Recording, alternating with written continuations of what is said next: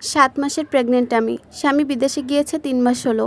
যাওয়ার সময় আমার হাতে 5,000 টাকা দিয়ে গিয়েছিল। এরপর আমাকে আর কোনো হাত খরচ দেয়নি। High risk pregnancy. আমাকে প্রতি মাসেই ডাক্তারের চেকআপে থাকতে হয়। ডাক্তার দেখে ওষুধ আনতে আমার প্রতি মাসে প্রায় 7 থেকে 8,000 টাকা খরচ হয়। তারপরে আরও তো নিজের পার্সোনাল কিছু খরচ আছেই। যত প্রেগনেন্সির টাইমটা বাড়তেছে আমার শুধু এটা ওটা শুধু খেতে মন চায়। জানি না আমার গর্ভে ছেলে সন্তান নাকি মেয়ে সন্তান আছে, তবে মার্কেটে বা বাজারে যেখানেই যাই না কেন আমার ছোট বাচ্চা পোলাপানের কোনো জামা কাপড় দেখলেই শুধু কিনে আনতে মন চায়। মনে চায় কিনে নিয়ে আসি, দেখলেই শান্তি। তবে আফসোসের কথা কি জানেন, এই মাসে আমার স্বামী আমার হাত খরচের টাকা পাঠিয়েছে মাত্র 3,000। তাও আছে আমার শাশুড়ির কাছে, তার কাছ থেকে চেয়ে নেওয়া লাগবে।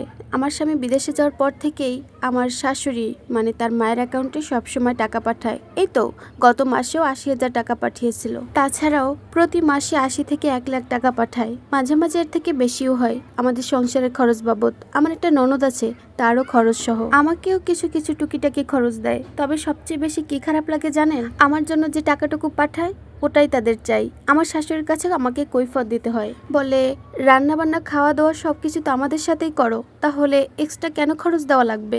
এক কথায় আমার শাশুড়ি আর আমার ননদ আমাকে কোনো প্রকারের টাকা দিতেই চায় না। একদিন আমি আমার স্বামীর সাথে কথা বলেছিলাম প্রেগনেন্সি টাইমে আমাকে কিছু টাকা বাড়িয়ে দিতে, কিন্তু সে আমাকে স্পষ্ট করে জানিয়ে দেয় আমি নাকি এর থেকে বেশি টাকা চাইলে আমাকে যেটুকু দিচ্ছে সেটাও নাকি আমি আর পাবো না। আমি তাকে বলেছি আমার প্রতি মাসে 7 থেকে 8,000 টাকা খরচ লাগে ঔষধ বাবদি, তাছাড়া পার্সোনাল তো আমার কিছু খরচ থাকেই। এখন তুমি যদি না দাও তাহলে আমি কোথায় পাবো। তখন সে আমাকে স্পষ্ট করে জানিয়ে দেয় বাবার বাড়ি থেকে নিয়ে আসো। আমিও তখন তাকে বলেছিলাম বাবা মা তো এতদিন চালিয়েছে আর কত। আর তার সাথে যখন আমি কথা বলি তখন সে এমন একটা ভান ধরে যেন মনে হয় সন্তানটা আমাদের না, সন্তানটা অন্য কারোর। আমার পিছনে টাকা খরচ করাটাই লস। এখন সে আমাকে শুধু এটাই বলে। আমার এই সময়টাতে এখন আমার সবচেয়ে বেশি প্রয়োজন আমার স্বামীকে। হঠাৎ করেই মাঝে মাঝে ঘুমের ঘরে কেঁপে উঠে দেখি আমার স্বামী আমার পাশে নেই। তখন যে কেমন লাগে সেটা একমাত্র আমিই জানি। সকালে একবার আর রাতে একবার, এই 2 সময় শুধু তার সাথে আমার কথা হয়। মাঝে মাঝে দিনের বেলা যদি কথা বলতে বেশি মন চায় তখন ফোন দেই, তখন সে আমাকে ব্লক করে রাখে। যদি কখনো কোনো টাকার কথা বলি তখন সে আমাকে বলে এটা হয়েছে ওটা হয়েছে। সে আমাকে একটা টাকাও দেয় না, এমনকি একটা না সে আমাকে 7 দিন ব্লক করে রেখেছিল।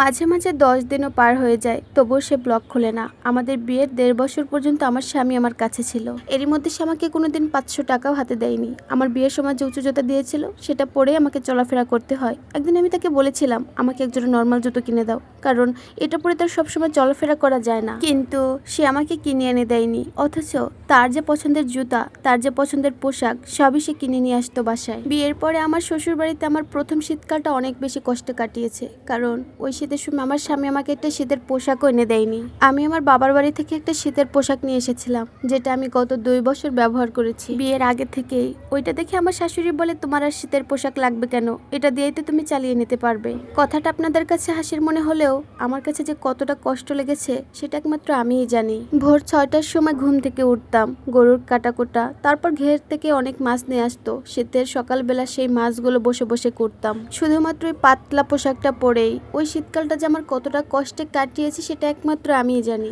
বাবা মাকেও বলতে পারতাম না আমাকে গরম পোশাক কিনে দিতে, তারপরও তারা কিভাবে যেন বুঝে যায়, একটা নতুন শীতের পোশাক কিনে দেয়, ওটাই আমি এখন থেকে পরি। কিন্তু আমার স্বামী আমার শাশুড়ি এবং ননদকে জামা কাপড় কেনার জন্য এক্সট্রা ভাবে টাকা দেয়। কিন্তু আমাকে যে বিয়ের সময় 3টে 3 পিস দিয়েছিল ওগুলোই আমি এখন পর্যন্ত পরি। তার যে একটা বউ আছে সেটা তার খেয়ালই নেই। আর শাশুড়ির কথা তো বাদই দিলাম, যেখানে নিজের স্বামী আমাকে চোখে দেখতে পারে না সেখানে শাশুড়ি আর কতটাই বা দেখবে। একদম কাজের লোকের মতো থাকতে হয় আমার শ্বশুর বাড়িতে। আমার বিয়ের সময় আমার বাবা আমার স্বামীকে নগদ 5 লক্ষ টাকা দিয়েছিলেন, যাতে তার মেয়েকে একটু সুখে রাখে। আর আমার স্বামীর বয়স আমার বয়সের থেকে 18 বছর বেশি ছিল।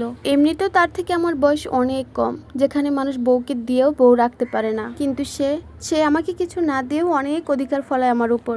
শ্বশুরবাড়িতে তার মা আর বোন যে পরিমাণ কষ্ট দেয় আমাকে, দুইটা সুস্থ মানুষ থাকা অবস্থায়ও প্রেগনেন্সির সময় সব কাজ আমার করতে হয়। তাছাড়া স্বামীর অবহেলার অসম্মান তো আছেই। সব মিলিয়ে আমি ডিসিশন নিয়েছি এই সংসারটা আমি আর করব না। আমি যথেষ্ট সুন্দর এবং শিক্ষিত একটা মেয়ে ছিলাম, আমি চাইলে একটা চাকরি করতে পারি। তারপর সন্তানের মুখের দিকে তাকিয়ে সন্তানের কথা ভাবলে এই সংসারটা ছাড়তে মন চায় না। একে তো আমার গর্বের সন্তান, দ্বিতীয়ত আমার বিয়েতে আমার বাবার 5 লক্ষ টাকা গিয়েছে, আর তৃতীয়ত আমি মানসিক অশান্তিতে আছি। আমি ভেবেছি আমার সন্তানটা হওয়া পর্যন্ত আমি আমার শ্বশুর বাড়িতে থাকবো, তারপর যদি দেখি আর ঠিক হচ্ছে না তখন আমি আমার বাবার বাড়িতে চলে যাব।